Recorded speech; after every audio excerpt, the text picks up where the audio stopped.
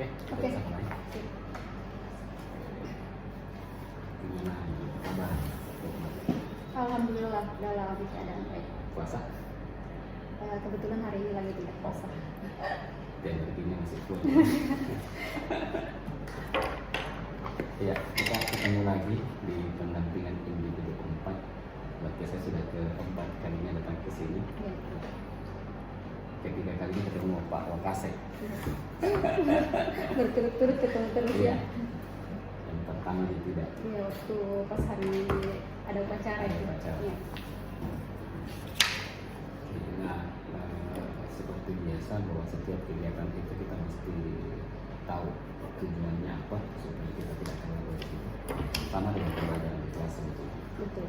harus disampaikan tujuannya apa sehingga sesuai juga termotivasi opini pada yang Oke, nah, tema pendampingan kita hari ini adalah evaluasi dan pengembangan proses pembelajaran. Ya. Ini bagian dari sebetulnya dari pendampingan sebelumnya. Dan ketika kita yang sebelumnya berbicara tentang diferensiasi, kemudian PSE, nah hari ini lebih ke implementasinya dalam kelas. Nah tujuannya itu adalah observasi kelas PDP untuk melihat penerapan dari modul budaya positif, pembelajaran berdiferensiasi dan pembelajaran sosial emosional. Kemudian yang kedua adalah penilaian observasi praktik pembelajaran. Jadi, nanti sebentar ketika saya masuk dalam kelas, saya minta izin untuk mengamati Ya. segala aktivitas yang kemarin dalam kelas itu. Oke. Nah sebelum masuk di kegiatan inti, tentu saja kita ada kegiatan pendahuluan. Nah terkait dengan itu adalah apa saja yang dialami atau dilakukan atau proses apa yang sudah berjalan dalam 1 bulan terakhir tentang dari PI 3 sampai dengan PI 4 ini. Kira-kira apa saja proses yang sudah berjalan? Proses yang sudah berjalan ya diantaranya mengintegrasikan pembelajaran sosial emosional dalam proses pembelajaran itu sedikit demi sedikit mulai diterapkan. Sebagaimana kami kan pelajaran eksak itu maksudnya agak susah, tapi bagaimana caranya supaya sedikit-sedikit bisa diintegrasikan ke dalamnya, termasuk juga pembelajaran berdiferensiasi mulai juga diimplementasikan sedikit-sedikit seperti itu. Kalau di PSE sudah diterapkan itu yang karena ada beberapa ya? Ya. Kalau di teknik stop. Oke. Kalau di PSE itu yang biasa diterapkan teknik stopnya, kemudian mengenali bagaimana kondisi emosional siswa pada saat sebelum belajar, itu juga sering dilakukan. Kemudian dari sikap tanggung jawab ketika mereka diberikan tugas, bagaimana mereka bisa melaksanakan tugas dengan penuh tanggung jawab. Kemudian berelasi kerjasama dengan temannya ketika mereka diberikan tanggung jawab untuk bekerja sama, bagaimana caranya mereka mengelola emosi supaya mereka bisa menyatukan pendapat dan menghasilkan hasil yang secara bersama-sama seperti itu. Kalau dibandingkan dengan yang sebelumnya, sebelum ikut pembelajaran atau sebelum ikut sampai di modul pembelajaran diferensiasi sama PSE, ada perbedaan ya?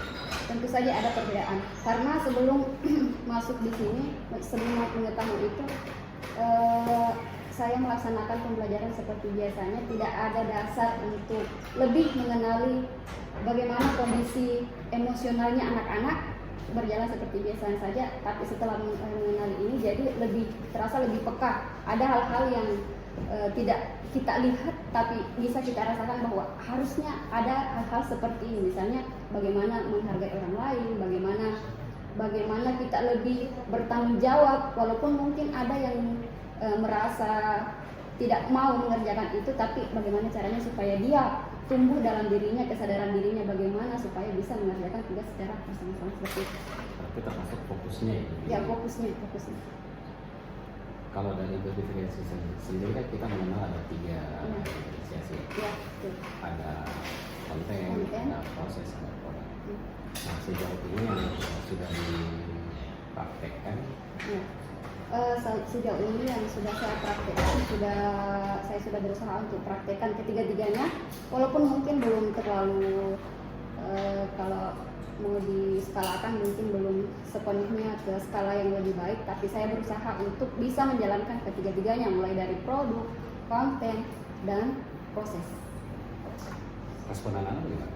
Respon anak-anak tentu mereka sangat senang sekali karena kalau pembelajaran biasanya kan yang sebelum mengetahui tentang pembelajaran berdiferensiasi, saya tidak melihat seperti hal-hal gaya belajarnya, tapi setelah mengetahui pembelajaran berdiferensiasi, saya punya dasar untuk ternyata boleh ya anak-anak dikelompokkan seperti ini. Anak-anak lahir dengan gaya belajar yang unik, yang tidak sama.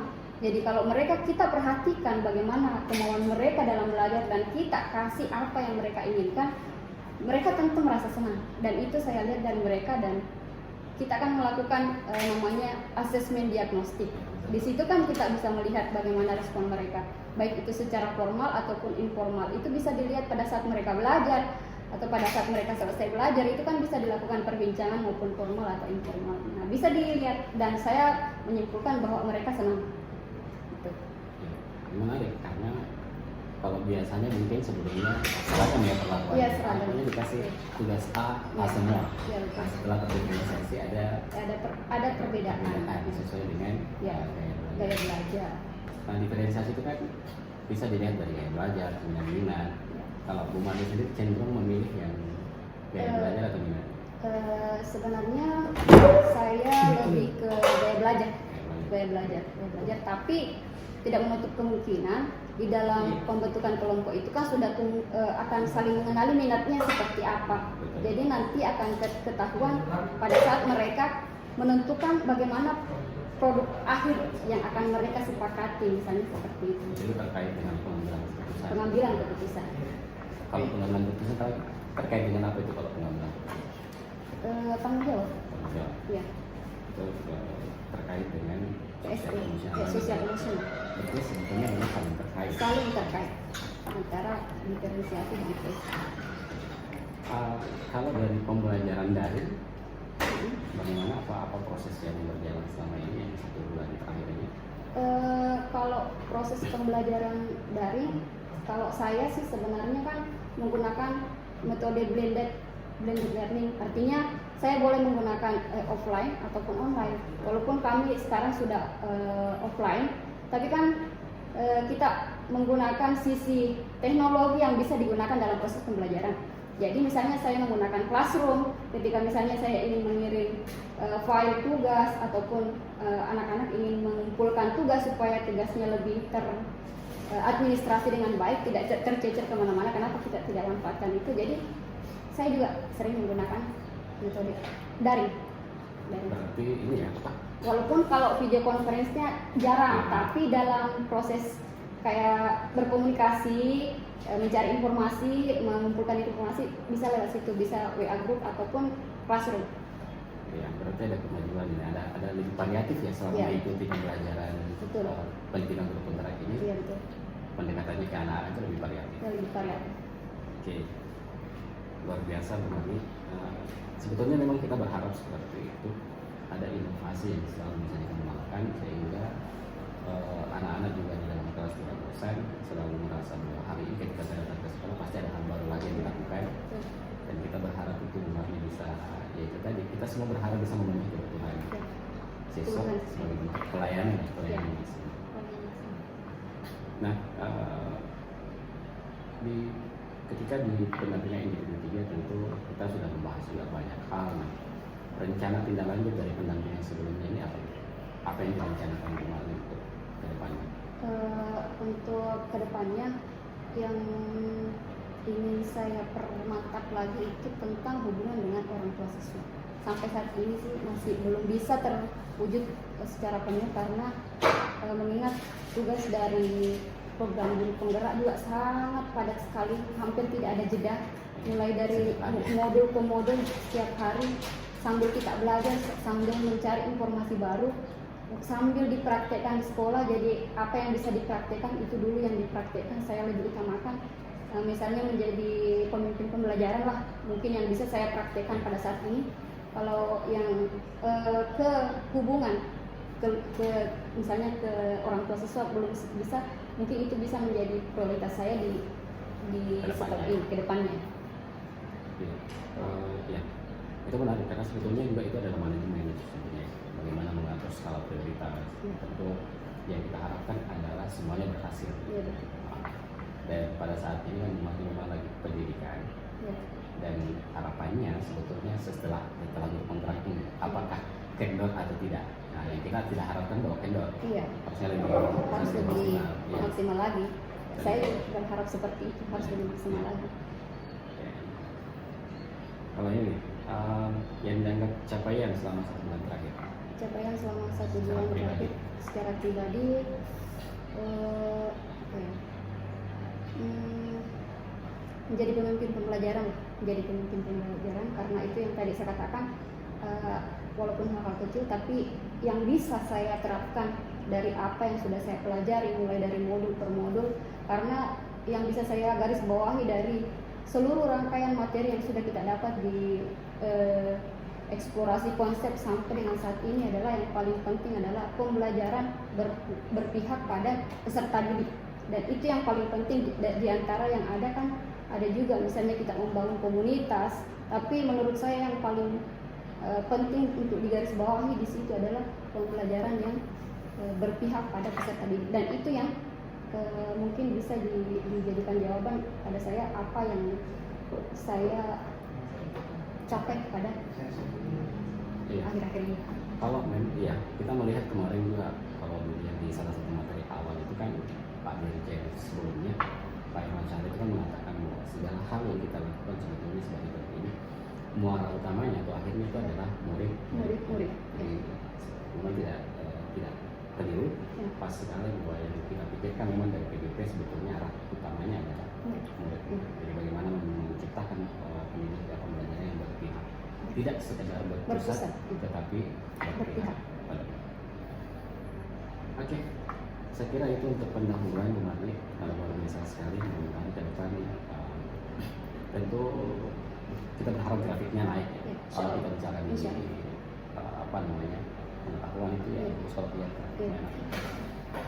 Nah, kita masuk di kegiatan inti kita tentang observasi kelas, tapi sebelumnya ada namanya pra-observasi. Siap. Pra-observasi ya. Yang akan diobservasi kelas sebentar ini kelas berapa? Kelas 10 di sana. Kelas 10 di sana. Ya. Kemudian mata pelajaran Matematika. Oke. Tujuan pembelajaran yang akan dicapai di pembelajaran ini sebentar. Ya, tujuan pembelajarannya ada 3. Yang pertama itu mengenal konsep perbandingan trigonometri. Kemudian yang kedua itu mahir dalam membuat model matematika tentang persamaan trigonometri. Kemudian yang ketiga itu adalah penggunaan konsep trigonometri dalam kehidupan sehari-hari atau kontekstual. Kalau untuk area yang hendak dicapai pengembangan? Area pengembangan tentu saja di sini adalah pembelajaran berdiferensiasi dan pembelajaran sosial emosionalnya. Kalau pembelajaran berdiferensiasi di sini saya akan merancang 3, diantaranya berdiferensiasi proses, berdiferensiasi konten, dan berdiferensiasi produk. Kemudian untuk PSE-nya di sini ada beberapa yang saya gunakan. Pertama, untuk mengenali emosi siswa di awal pembelajaran, kemudian menggunakan teknik stop di akhir-akhir pembelajaran pada saat siswa sedang mengerjakan tugas kelompok dan mungkin sudah berada di titik-titik akhir sebelum mereka presentasi. Itu kan biasanya posisinya lagi acak-acakan dan misalnya berburu waktu gitu kan. Jadi mereka mungkin bisa dipakai di situ teknik stopnya, bagaimana mengembalikan fokus mereka kepada apa yang akan dilaksanakan selanjutnya. Kemudian ada juga yang dalam kegiatan itu namanya kesepakatan kelompok. Kesepakatan kelompok itu kan ada beberapa hal yang perlu disepakati di situ. Dalam kesepakatan kelompok itu kan ada hal-hal emosional yang tersirat di situ, misalnya tidak membuang sampah sembarangan atau berdoa sebelum kegiatan kelompok dimulai, atau saling menghargai pendapat dari anggota kelompok, kemudian bertanggung jawab penuh terhadap tugas yang diberikan oleh guru. Di dalam situ saya pikir itu semua masuk ke dalam PSE. Nah, ini menarik karena biasanya kita kalau yang mau dibahas itu paling kesepakatan kelas, Iya. kemudian keyakinan kelas. Nah, ini ada Kesepakatan kelompok. Iya, Iya. pengembangan. Ya. Kenapa sempat terpikir itu? Ya, saya sempat terpikir itu kan seperti ini. Ketika kita mengelompokkan anak-anak, biasanya nih ya, kita perhatikan anak-anak kalau berkelompok, ya udah biasanya kan ini kesiapan belajar anak-anak kan beda-beda. Ada yang sudah pengetahuannya cukup tinggi, ada yang sedang-sedang, ada yang baru sedikit. Jadi jangan sampai mereka hanya ingin cepatnya saja.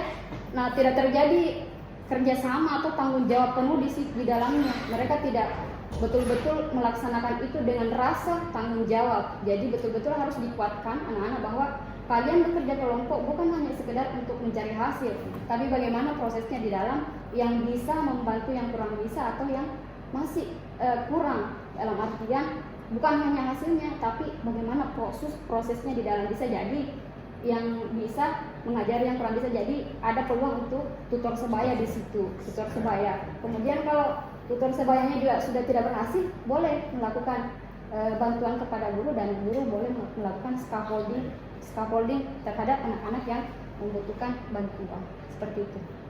Keren.